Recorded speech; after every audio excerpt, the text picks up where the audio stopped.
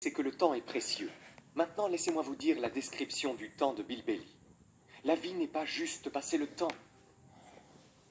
La vie est une collection d'expériences. Leur fréquence et leur intensité. La vie ne consiste pas seulement à regarder l'horloge s'écouler. La vie est une collection d'expériences, leur intensité et leur fréquence. Quand mon ami Marc est mort à 44 ans, quelqu'un a dit « c'est jeune pour mourir ». Mais s'il avait vécu 4 vies en une, il n'est peut-être pas trop jeune. Quelle que soit la durée de votre vie, voici de quoi vous devez la remplir, d'expériences et de l'intensité de ces expériences. Mais maintenant, parlons de la gestion du temps. Voici l'une des meilleures questions que nous avons abordées précédemment. Quand devriez-vous commencer à construire cet hôtel? La réponse, dès que vous l'aurez terminé.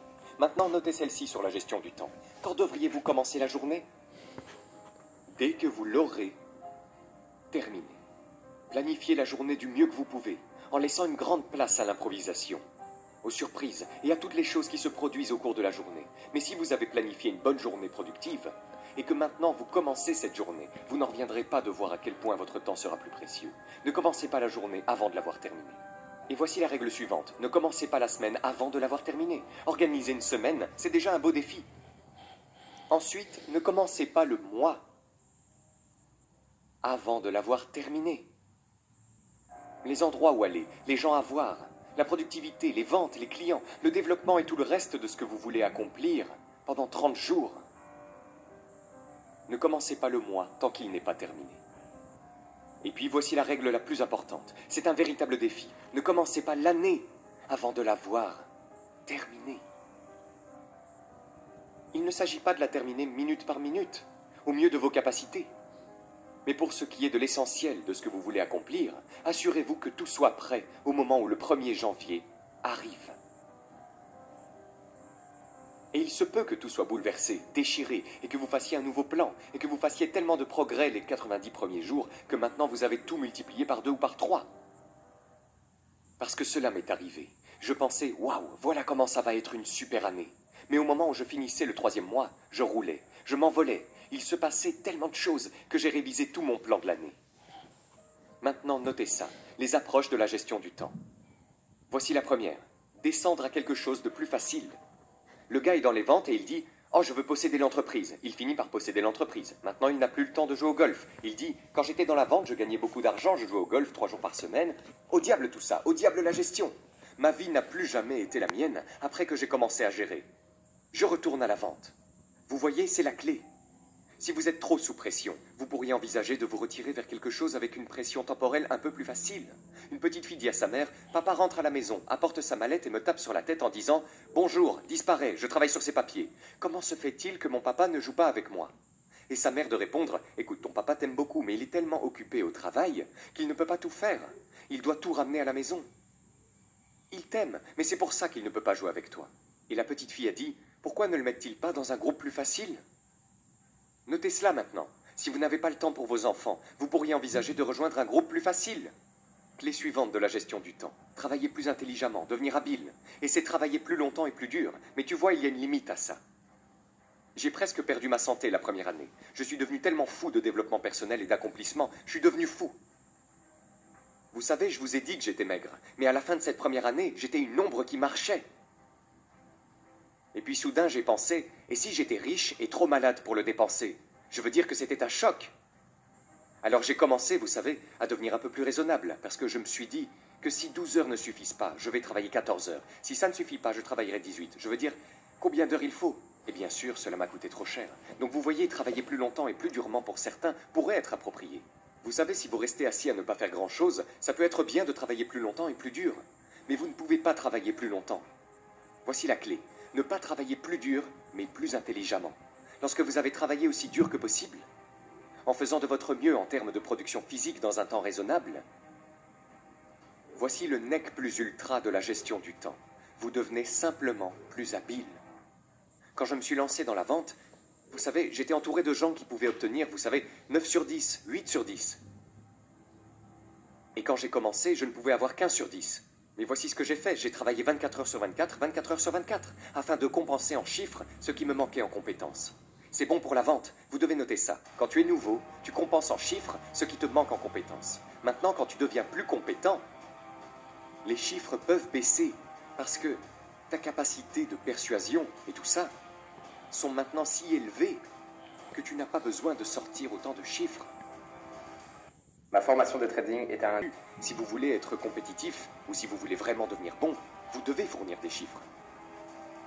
Mais si vous obtenez plus de vous-même, si vous vous développez davantage, alors la gestion du temps devient une tâche plus facile. Maintenant, voici la prochaine chose. Prenez les choses en main.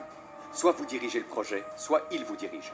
J'ai découvert que lorsque vous commencez quelque chose, au début vous êtes le responsable. Tout à coup, 1 an plus tard, c'est le projet lui-même qui dirige. Certaines des entreprises que j'ai lancées, je vous le dis, je les contrôle.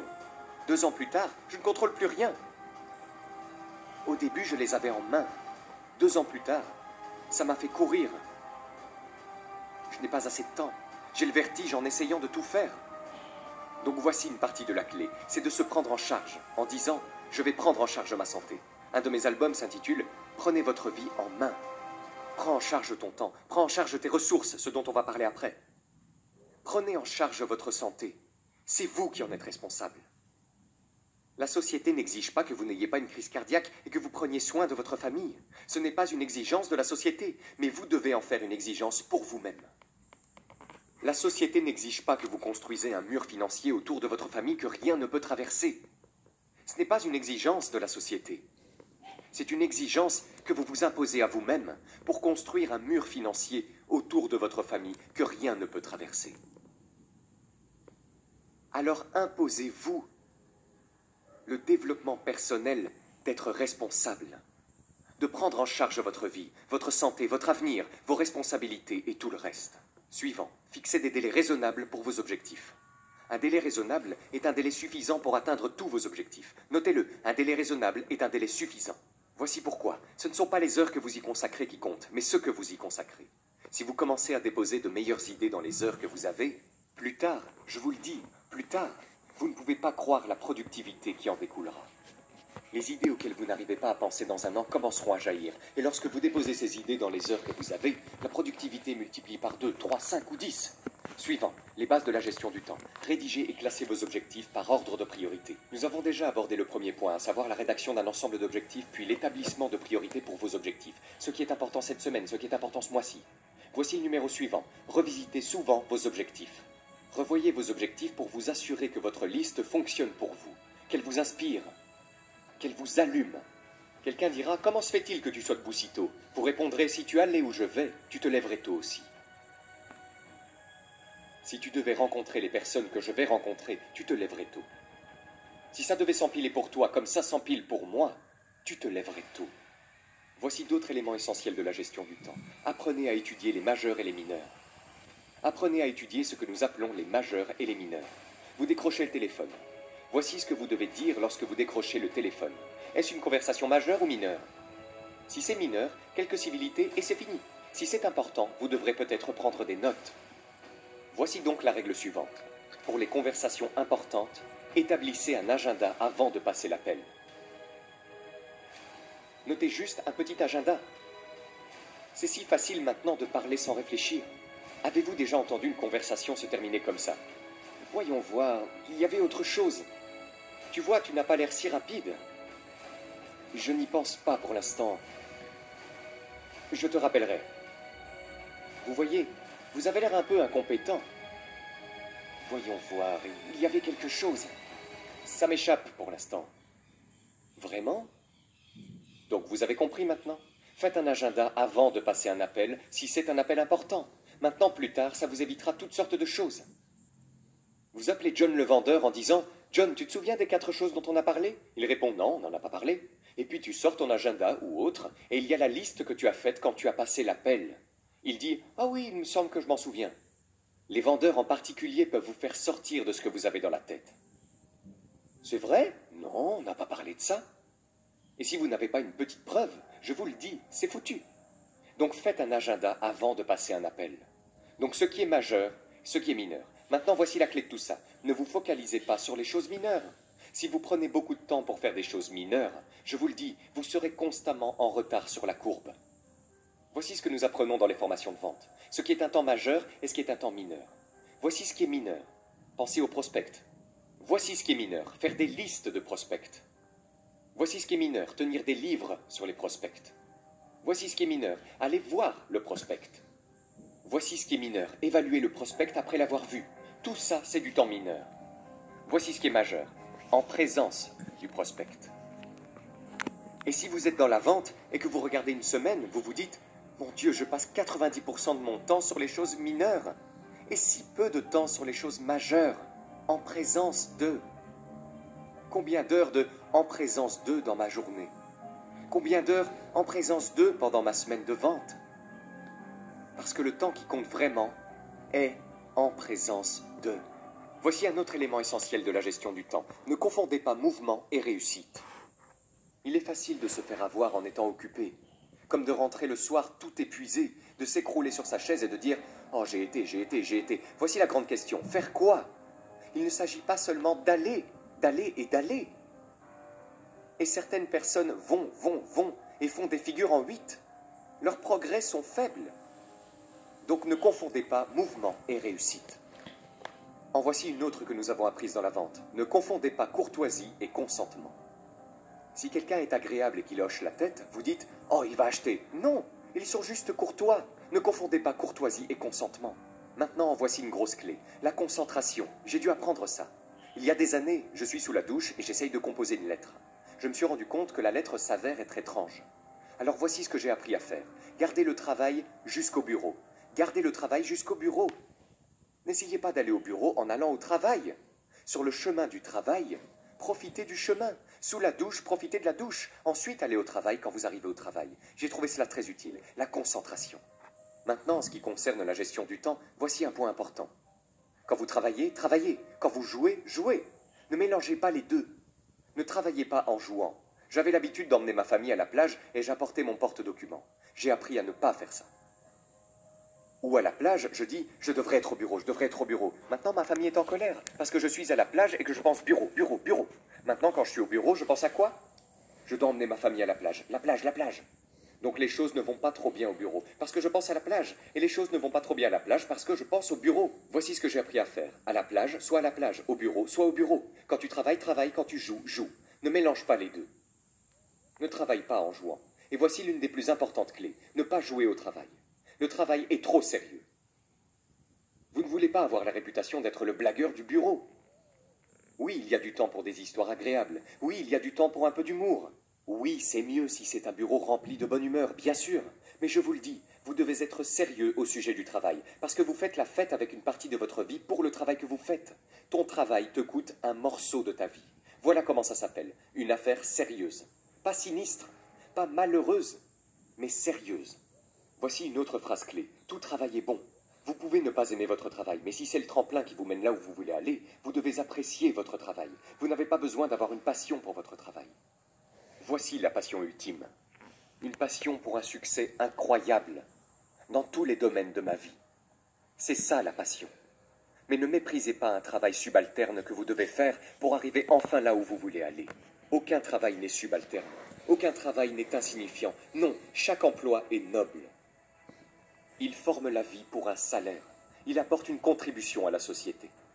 En voici un autre point. Apprendre à dire non. Je vous le dis, dans une société aussi sociale que la nôtre, il est si facile d'essayer d'être quelqu'un de gentil, de dire oui, oui, oui à tout, et de se retrouver surchargé. Maintenant, vous avez un appel. Eh bien, mince, vous savez, tout le temps qu'il faut pour se retirer de quelque chose à laquelle vous devriez dire oui trop rapidement. Voici ce qui pourrait être mieux. Je ne pense pas, mais si ça change, je vous appelle. Ce sont de petites choses que vous pouvez utiliser pour ne pas trop vous engager.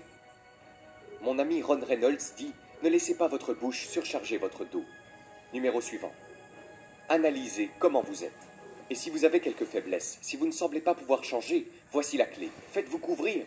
J'avais l'habitude de me promettre de garder les livres de compte, garder les livres de compte, garder les livres de compte. Finalement, j'y ai renoncé. Et à l'époque, ça ne me coûtait que 50 ou 60 $ de plus par mois pour qu'un comptable tienne les comptes. J'ai dit, non, je vais économiser ces 50 $. Vous ne pouvez pas croire ce que j'ai commencé à perdre en productivité parce que j'ai essayé d'économiser ces 50 $.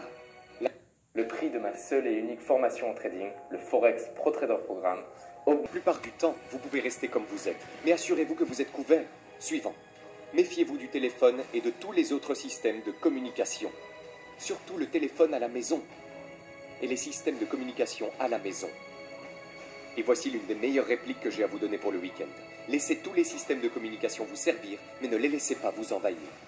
Quand vient le moment de dîner avec votre famille, vous éteignez tous les systèmes, sauf ceux qui peuvent prendre des messages en silence. Ne laissez personne s'immiscer, ni par la porte d'entrée, ni par la porte de derrière, ni par le téléphone, ni par aucun autre appareil. Donc vous ne pouvez pas joindre Ron et sa famille quand il est en train de dîner. Le président des États-Unis ne pourrait pas passer. Si seulement vous développiez ce genre de réputation, père, mère, lorsque nous dînons, lorsque nous sommes en visite et que nous passons du temps avec notre famille, rien ne nous dérange. Alors ne laissez pas ces petits appareils intelligents continuer à s'immiscer. Vous devez avoir un endroit qui est sacro-saint, si précieux, que vous ne laissez rien entrer pendant cette période de temps. Maintenant, voici ce qui va suivre. Soyez plus attentifs aux choses qui pourraient vous faire perdre du temps. Voici pourquoi. Le temps est comme le capital. Vous ne pouvez pas laisser quelqu'un voler votre semence. Vous ne pouvez pas laisser quelqu'un vous voler votre capital. Et vous ne pouvez pas laisser quelqu'un vous voler votre temps. Vous devez désigner votre temps. Et une partie du temps que vous désignez, vous ne devez laisser personne la voler. Pour le temps occasionnel, vous pouvez laisser quelqu'un s'immiscer et voler un peu et prendre un peu, mais pas le temps sérieux. Suivant. L'un des meilleurs moyens de gagner du temps est d'apprendre à poser des questions en amont. Parfois, vous parlez à quelqu'un pendant 1 heure, puis vous posez des questions et vous vous rendez compte que si vous aviez posé ces questions dès le début, vous auriez pu gagner 1 heure. Poser des questions dès le départ vous permet d'aborder le problème maintenant. Mais si vous vous lancez dans un discours, vous risquez de perdre 30 minutes, 1 heure, alors que vous auriez dû parler de ce sujet. Au bout d'1 heure, vous dites « John, quel est vraiment le problème ?» Il répond « Eh bien, c'est quelque chose de personnel. » Vous voyez, c'est de ça que vous auriez dû parler pendant toute cette heure. Suivant. Apprendre à penser sur papier. Résoudre des problèmes, les sortir de votre tête et les mettre sur papier. Un autre moyen est de se fixer des objectifs. Voici un autre bon moyen de penser sur papier. C'est un cahier de projet. Pour chaque personne avec laquelle vous travaillez, pour chaque projet sur lequel vous travaillez, prenez un classeur à feuilles mobiles, un onglet et quelques feuilles de papier derrière l'onglet, et faites un petit résumé continu de la façon dont ça se passe entre vous et cette personne, et entre vous et ce projet. J'appelle cela le livre du projet. C'est tellement utile pour moi. Mais que se passe-t-il entre vous et cette personne? Lors de votre dernière rencontre, de quoi avez-vous parlé? Et vous avez quelques notes. Voici ce dont nous avons parlé la dernière fois que nous nous sommes vus. Maintenant, lorsque vous vous réunissez à nouveau, vous pouvez revoir cela afin de mieux savoir de quoi parler. Quand le président se prépare à voyager et qu'il va rencontrer des gens importants, devinez ce qu'on lui apporte. Tous ces cahiers d'informations, n'est-ce pas? La dernière fois que vous étiez avec Khrouchtchev, Kennedy est informé. Voici ce qu'il a dit. Voici ce que vous avez dit. Kennedy a dit « Oh, c'est précieux. Je dois m'en souvenir. » Si une personne est importante, ça vaut la peine d'avoir un petit compte-rendu. Vous pourriez même avoir un livre de projet pour vos enfants. Voici ce qui se passe entre moi et mon enfant. Nous avons parlé de ceci, de cela et de cela. Ensuite, un agenda pour garder une trace de tous vos rendez-vous. Vous savez, le mien est tout rempli avec quand prendre un avion et quand faire un séminaire, quand s'asseoir et avoir une conférence, tout le reste. Ensuite, il y a le plan de match. Vous savez si vous avez une maison et que l'assurance doit être payée et que d'autres choses doivent être payées. Vous les mettez sur une feuille de calcul et vous vous assurez que tout est en ordre. La phrase clé, sortez les choses de votre tête et mettez-les sur papier. Et voici la dernière. Penser sur papier, c'est tenir un journal. Une des choses pour lesquelles je suis connu dans le monde entier, depuis 39 ou 40 ans, est de tenir un journal. Maintenant, mon journal n'est pas un... Vous savez, ce n'est pas nécessairement un... Ce n'est pas comme un journal intime, c'est peut-être une partie de journal intime. Je survole l'Irlande et je note quelques petites choses qui m'ont impressionné. Aujourd'hui, j'ai rencontré cette personne. Waouh, quel événement extraordinaire. Aujourd'hui, j'ai dirigé ce séminaire à Rome. 1 millier de personnes se sont levées et ont chanté pour moi. J'ai un peu de journal intime là-dedans. Mais voici à quoi sert principalement votre journal. À collecter de bonnes idées. Un journal sert à recueillir de bonnes idées sur votre santé, de bonnes idées pour votre entreprise, de bonnes idées pour votre avenir, de bonnes idées pour la gestion du temps. Parce que j'avais l'habitude de prendre des notes sur des morceaux de papier, et des coins arrachés, et des dos de vieilles enveloppes, et des napperons de restaurant. Et j'ai jeté tous ces trucs dans un tiroir. Cela ne m'a pas servi. J'ai appris avec plaisir à obtenir une copie reliée. Et à tenir un journal, n'est-ce pas ? Si j'étais ici, j'aurais mon journal. Je prendrais des notes sur ces 2 jours dans mon journal. Maintenant, si vous êtes pris sans votre journal, vous prenez juste les notes, et quand vous rentrez chez vous, vous mettez ces notes dans votre journal, et vous